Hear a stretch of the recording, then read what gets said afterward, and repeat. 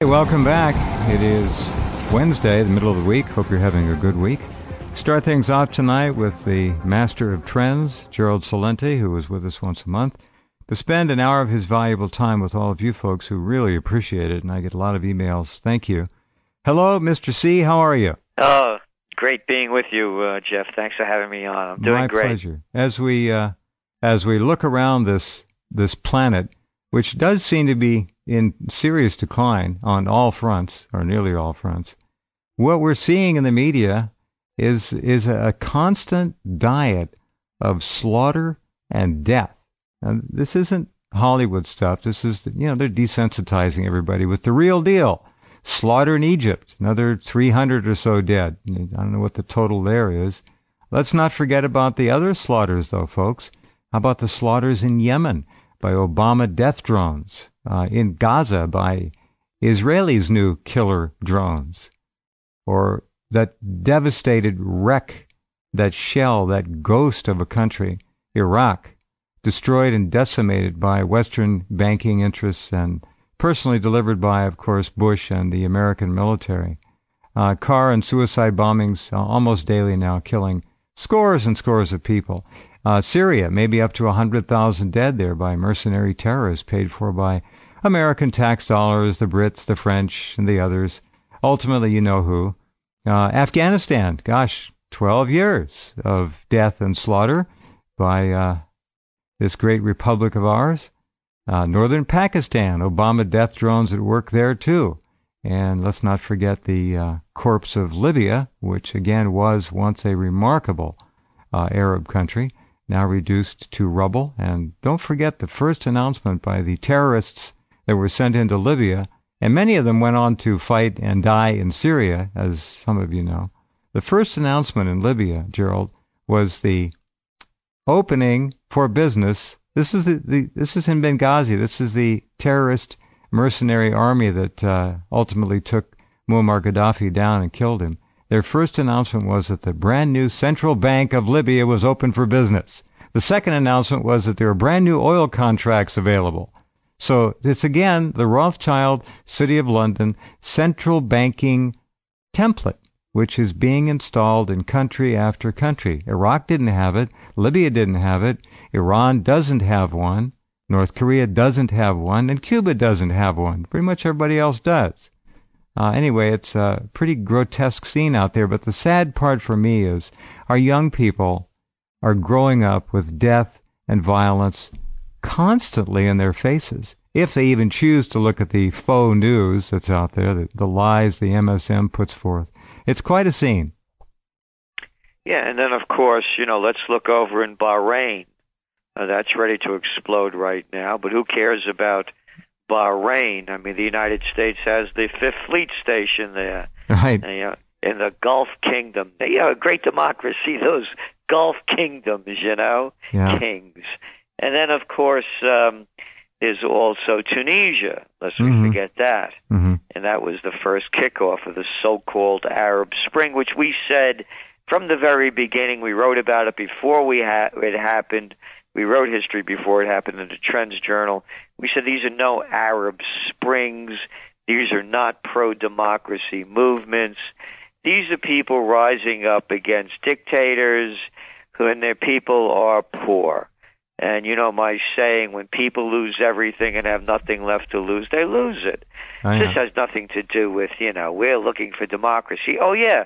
You mean like democracy in the United States? The democracy where, not only could they stop and frisk you, they could listen and watch you in everything that you do. Oh, that democracy? The democracy that you call elections that are controlled by a two-headed one-party system, a political mafia? Oh, that democracy?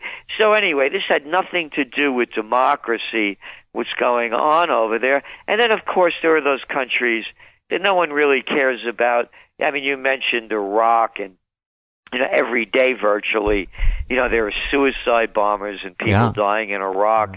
It doesn't make the news. Hey, 3 people died in Boston. Yes, a tragedy, but those tragedies are monumental in scope that are created every day in Afghanistan and Iraq. But worse than that, of course, these people are dark-toned skin, so they don't count as much. And the ones that really don't count at all, what's going on in the Congo? Who cares?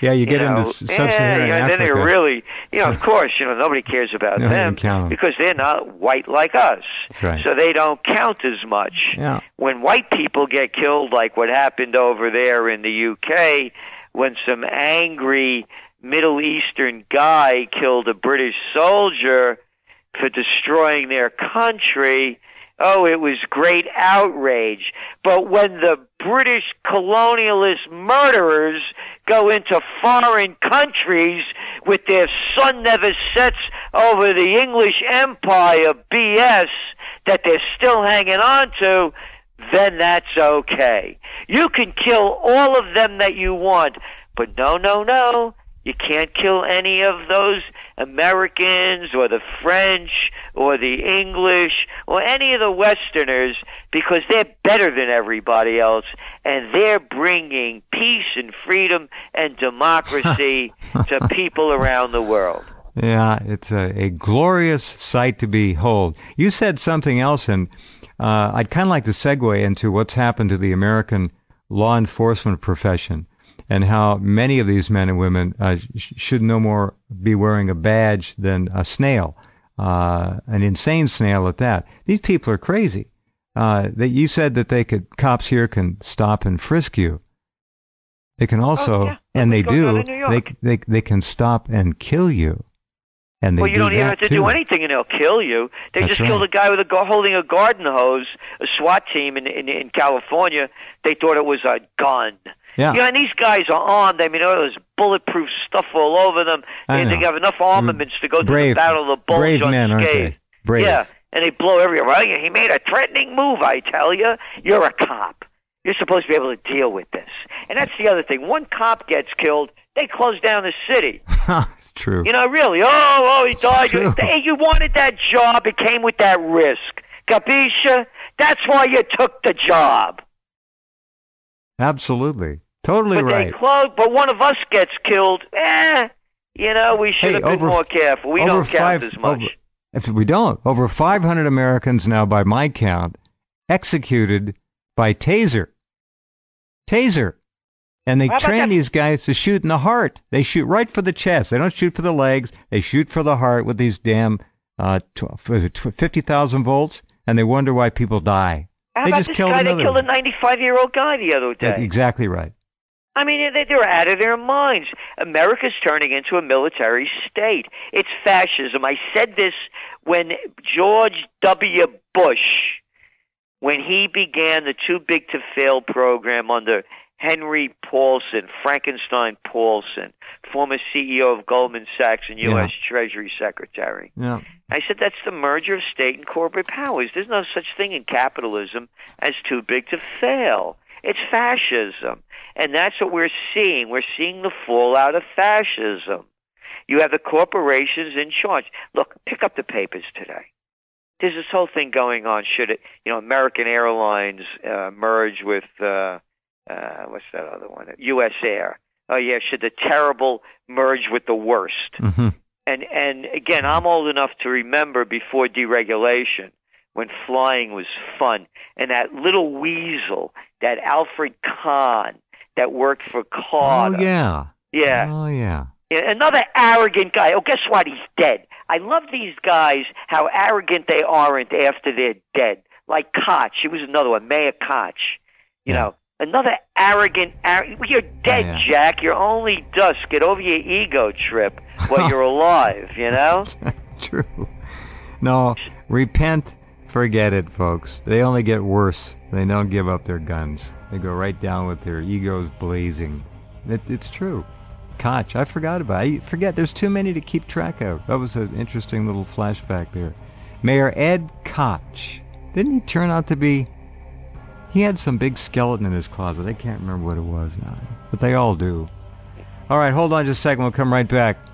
Trends Research and the master of trends, Gerald Celente. In just a minute.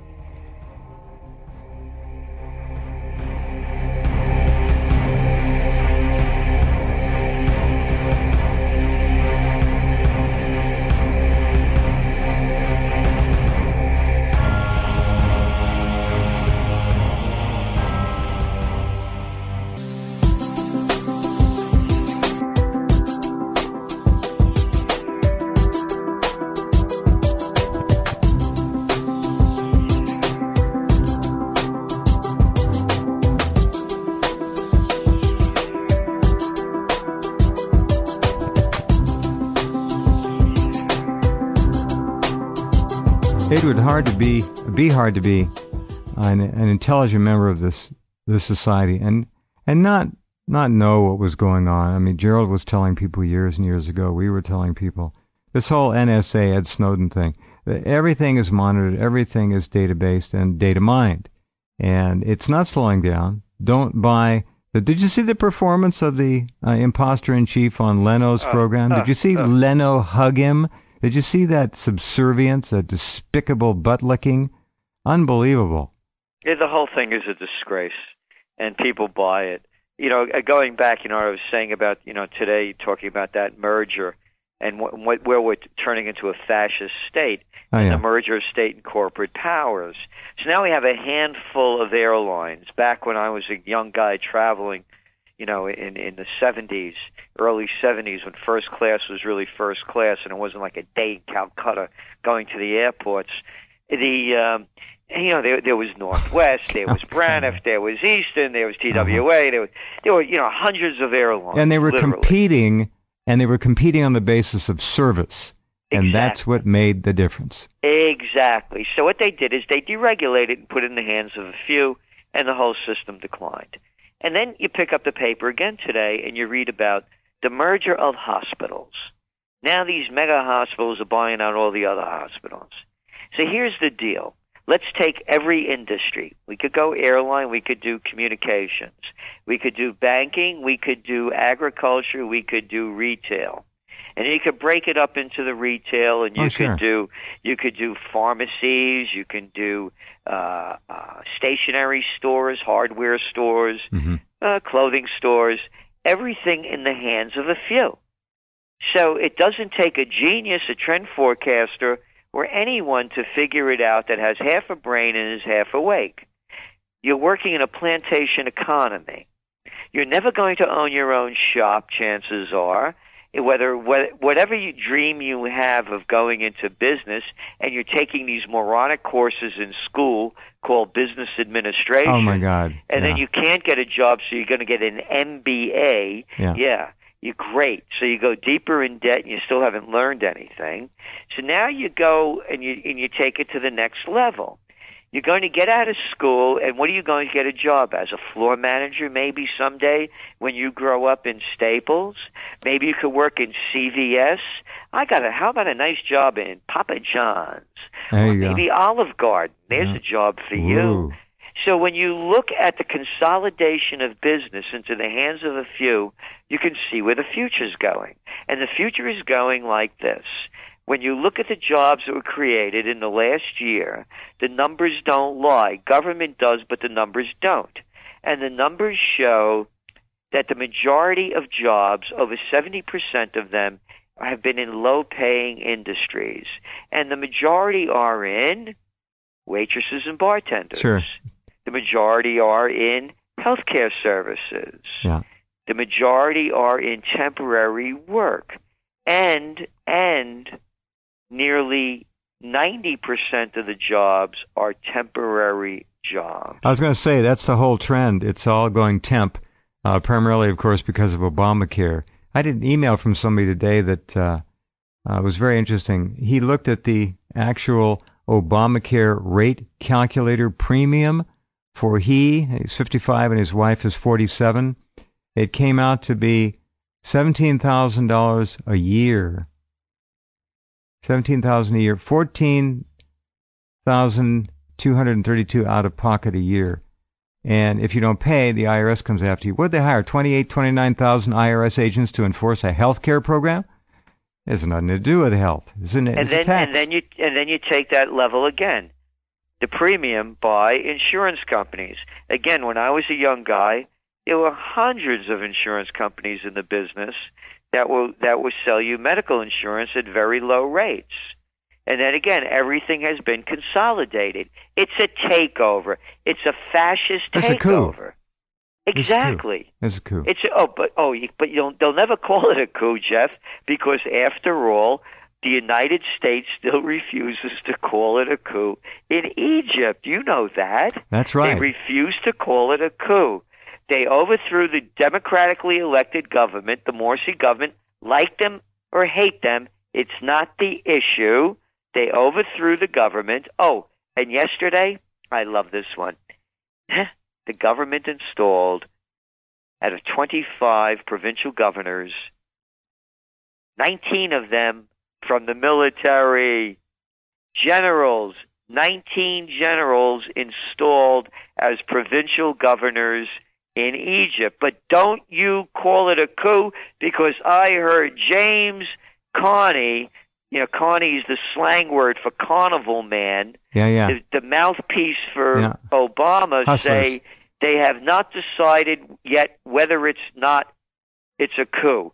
Now, the reason being because they could then send $1.5 billion of our money to the Egyptian military, because it's against the law to send our money to a country that's been overtaken by a coup d'etat.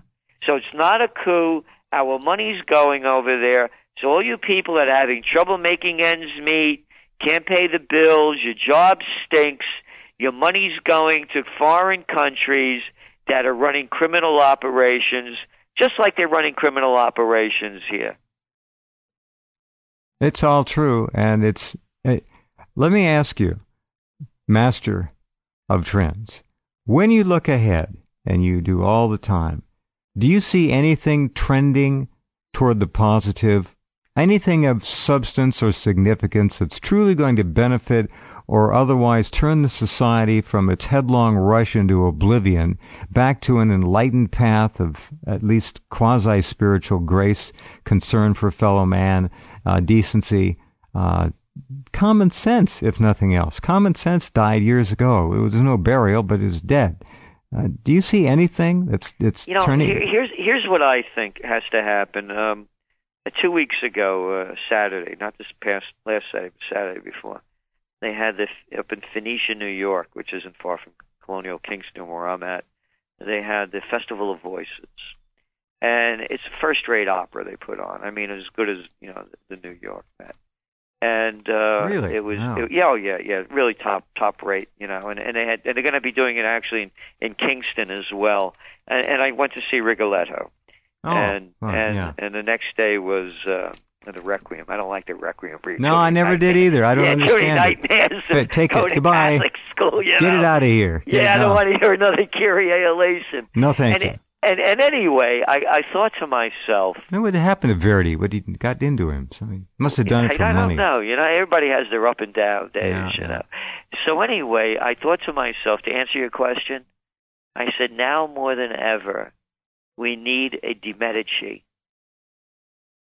We need enlightened people with a lot of money to start really putting it into the true arts. Well, we need to bring the arts back. Not just jump to the chase here, or cut to the chase, or whatever you do to the chase. We need to put music back in the schools. Music history. We need to put art history back. Art. I'm talking about grade school stuff, folks, and carry it right on through secondary school. Gotta.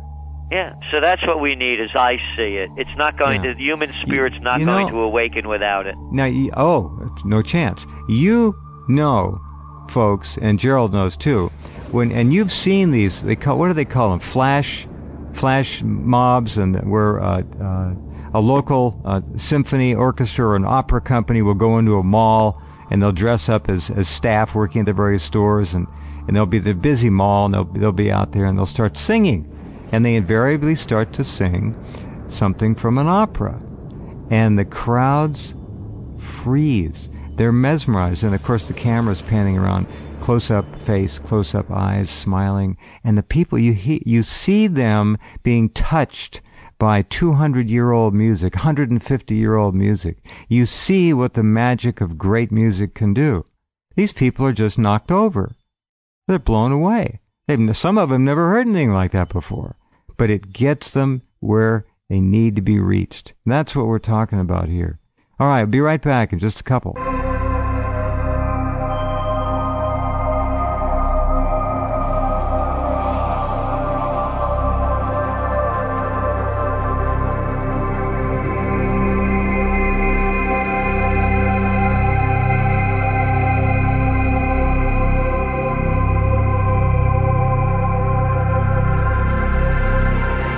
One of the many tools with which this country has been brought down so far, so fast, of course, is the death of the arts. This is all being done by design. Every city used to, when you were a kid, Gerald, every city, everywhere you went, had a classical music station, 24 hours a day. No more. Yeah, no, they used to have them too. Both of them.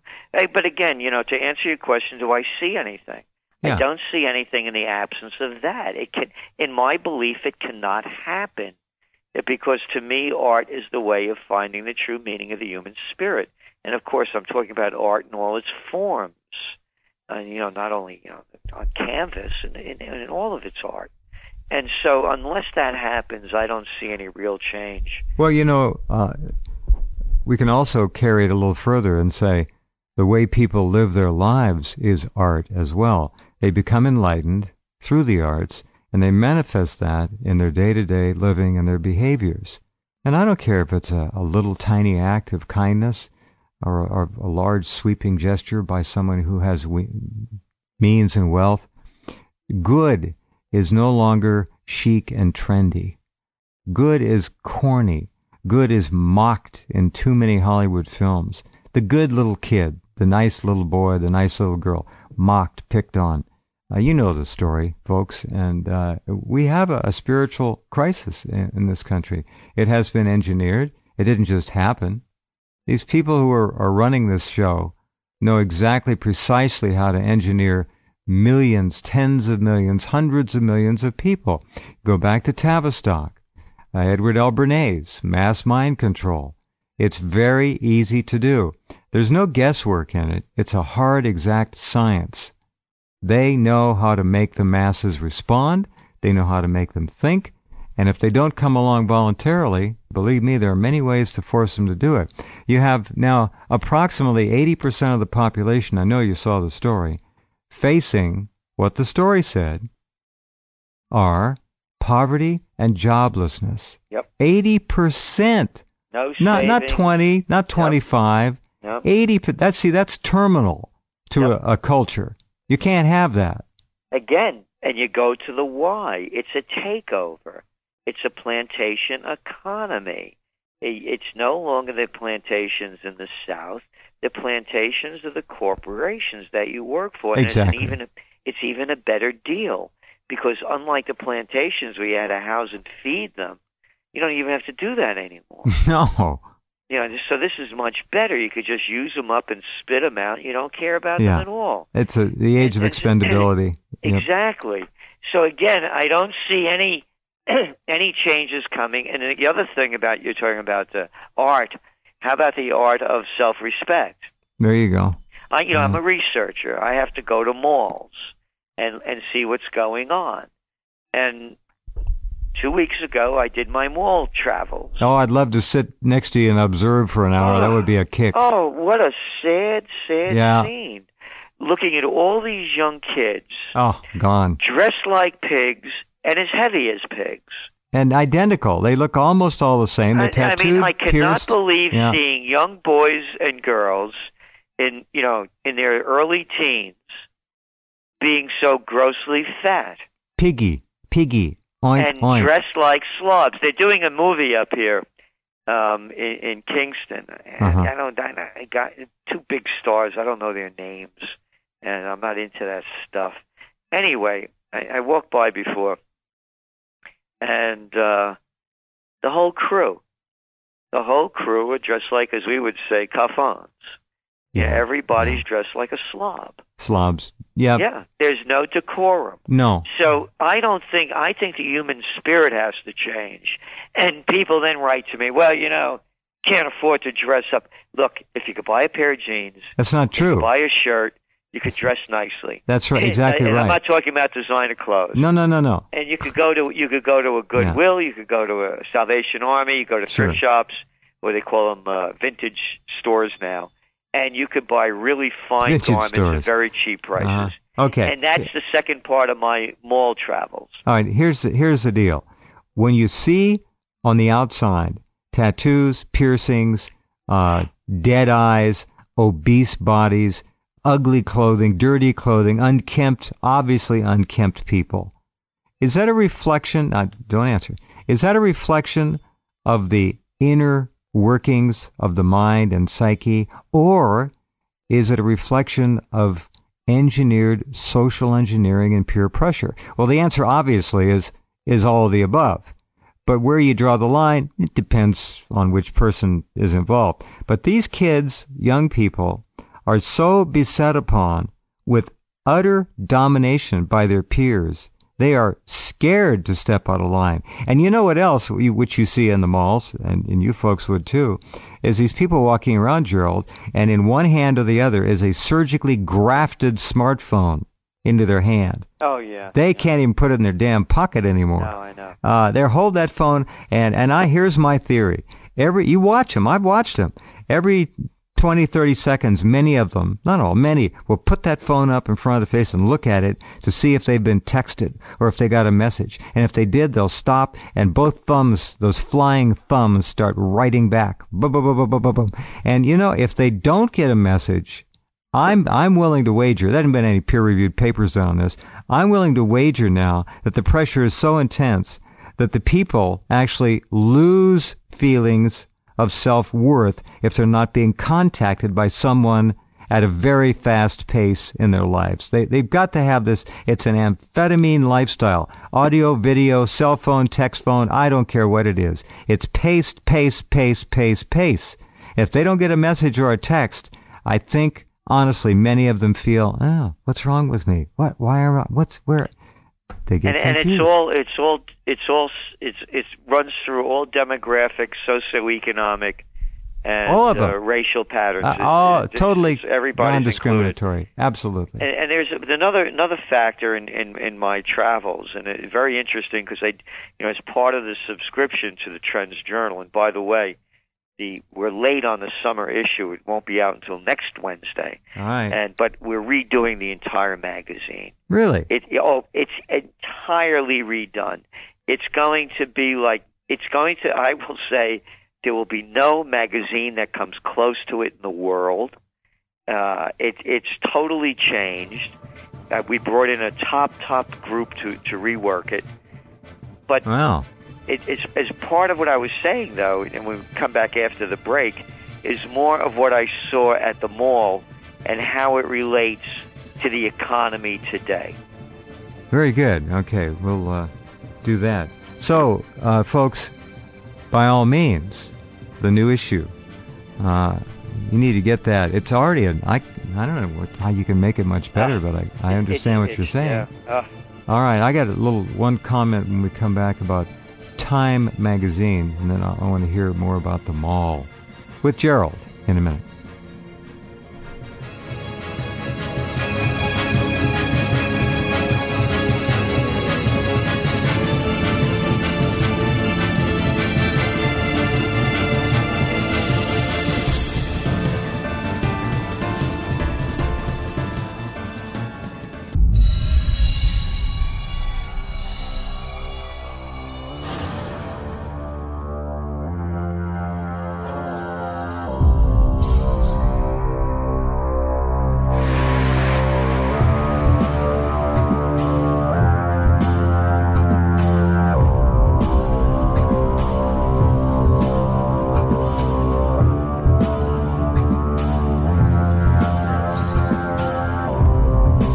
Okay, we're back. TrendsResearch.com. Get over there and sign up right now, the new edition. I can't wait to see it. Gerald, it's been about 10 years 15 since I picked up an issue of Time magazine. There was one on a table, and I picked it up and opened it up. Have you seen one lately? Yeah. It looks like nothing. I know. It looks like a trash cartoon book of some kind. It's worse than People magazine looks great in comparison. Now, that's a hideous thing to say. Time magazine looks like a piece of refuse, junk, garbage. It has been gutted. There's no intellect. There's nothing there. It's trash. It looks like it has no identity, no direction, it's gone. It's a piece of like Newsweek, it's gone. Too. Gone. Piece of toilet paper. Yeah, yesterday's news last week, not in time. Oh, they could have called it "Not in Time" magazine. They should. That's good. Yeah. But so anyway, go to the mall, and here's what as I was mentioning, part of the subscription is every night, Monday through Friday, I do trends in the news, the real news, not the garbage news. Yeah. And after I got back from my mall research, and I went into a Macy's, and I was shocked at the low quality of goods, clothing goods, that Macy's was selling. Walmart stuff. It was, they have a fancy name on it, and it looked, it's junk. It came out of the same factory in China. Doesn't matter. So or somewhere. I said that, I thought Macy's was going to, they're really going downhill fast. And sure enough, today they came out with their numbers, and they were way off. And all of the stores are discounting like crazy. So that brings us to the economy. What's going to happen?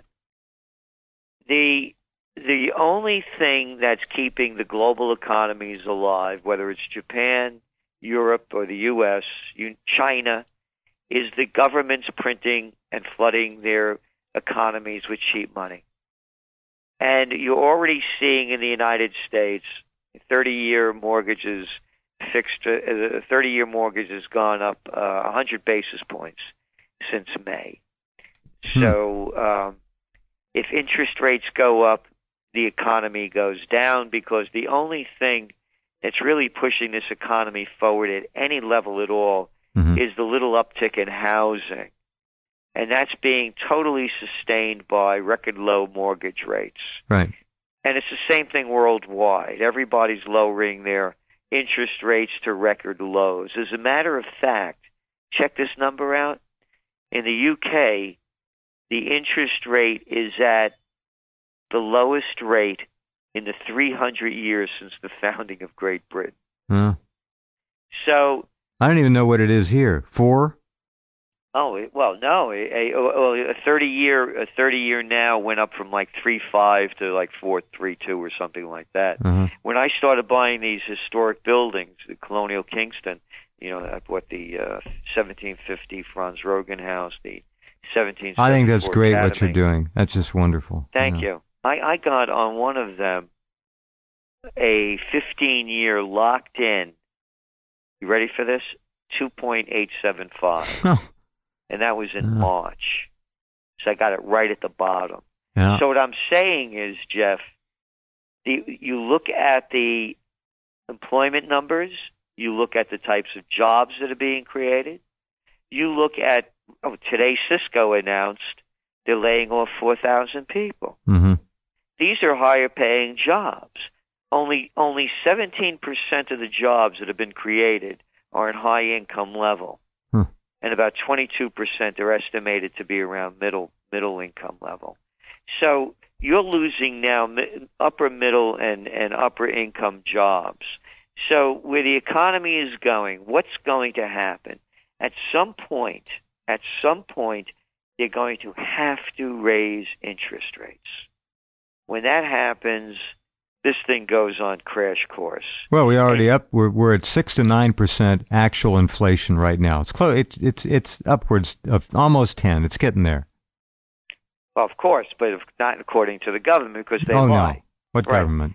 So now, when you look also at the economy and what's going on, the other big factors that I see destabilizing it, it's going to be war. And what's going on right now? Hey, how about, I wonder how the little royal prince is doing over there, Let's change the subject. We'll talk about that guy, the carnival guy that had an Obama mask clown on. We could talk about that. We'll avoid what the Egyptian war really means, a country of 80 million people. That 90, is in 90. the 90? 90. In the midst of a civil war. Yeah. And you're looking, as you ran down the list before, Syria, Libya, Bahrain, Yemen, keep going around and look at Tunisia, you're looking at a totally destabilized Middle East. Oh, you want to talk about oil prices? Yeah. You want to talk about what's going to happen?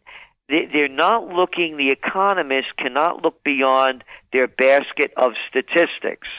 These are the things to look at. And again, it's hardly making the U.S. news, and when it does, it's being reported in distorted ways. Or else they float some story out that's a kidnapped victim or something, and they push that for a couple of days. Anything to keep people from seeing the world as it really is. You know, I mentioned, I don't know how much time you spent in Philadelphia, but they had one of these flash opera house things, and if I can, I'd like to play just a minute of it. It's got, the nice thing, well, I'll tell you how many views in just a minute. This is an opera company of Philadelphia at the Reading Terminal Market. It's like a big mall kind of a thing. And this is something that most of these people have never heard before.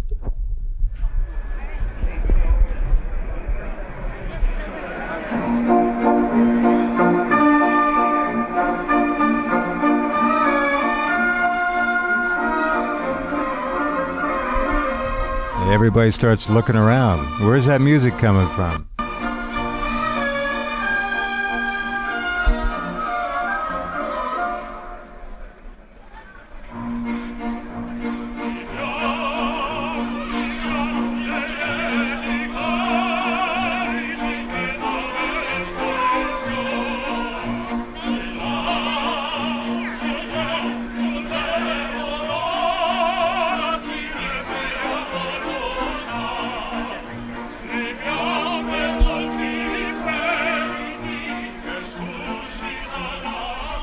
Anyway, they go on and the music continues. It's an aria it's a duet from La Traviata.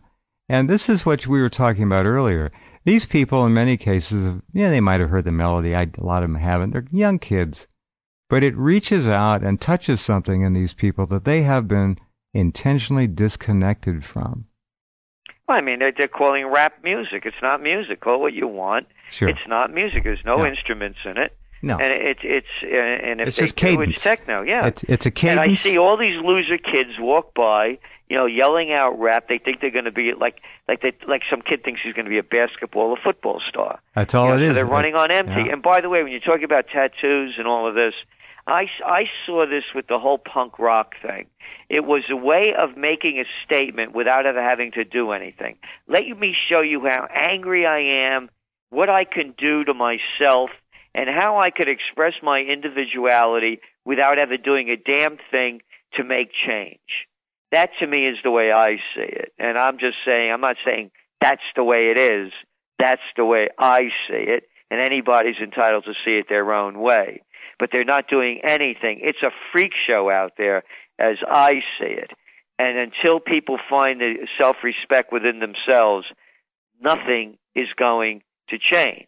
And when I talk about self-respect, look at the clowns that they have running for political office. Look at this over here in New York. You got this guy, Spitzer. Spitzer's old man. This is a guy born on third base and thought he hit a triple.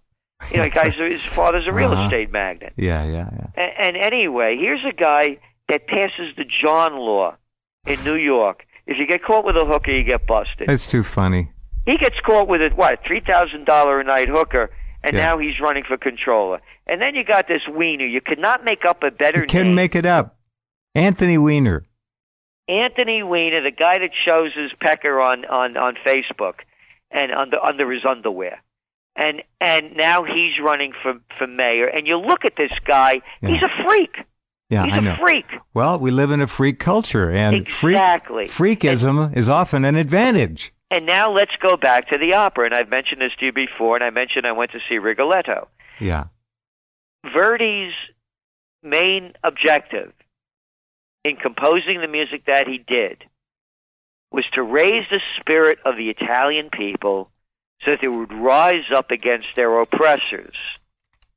It's a fact. He did it with music. In the 1800s, most people don't know this. Italy was controlled by peace. Germany had a peace. Austria, Hungary, France, Spain. A lot of people had a piece of Italy. It was almost a bloodless revolution. It worked. The model exists. He did it with music. What is that? You know, that calm the savage breast. You know, the power of music. And people don't realize it, just like they don't want to admit that they took the lowest common denominator of society, the gangsters, the most violent criminals in the penal system, that they wouldn't give shoelaces to or belts because they would strangle you with them, and they made a fashion and a music statement out of it.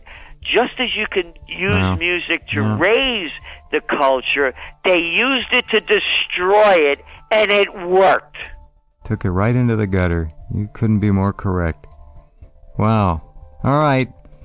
That's our program tonight. Tell them about the next issue, Gerald, again, please. TrendsJournal.com. We're coming out with a new Trends Journal like no one has ever seen on the universe. Money back guarantee. Please sign up. If you don't like it, we'll gladly give you back your dough. And if you don't have any money and you can't afford the full price, there's a discount request page. The more people that sign up, the more that we can do. Wow. Okay, my friend. Thanks. Great to talk to you, as always. Keep buying those buildings. You'll be the mayor one day. Well, I don't want to be the mayor. As a matter of fact, he's a good guy over here. Mayor Gallo's a real good guy. Wants to make Kingston the best place it could be. Well, you're there, and that's a hell of a good start. Thank you, Gerald. Thank you, Jeff. Bye-bye. Okay, take care. And what we'll do here is let you listen to a little bit more of that music from the Reading Station Market as we go out this hour.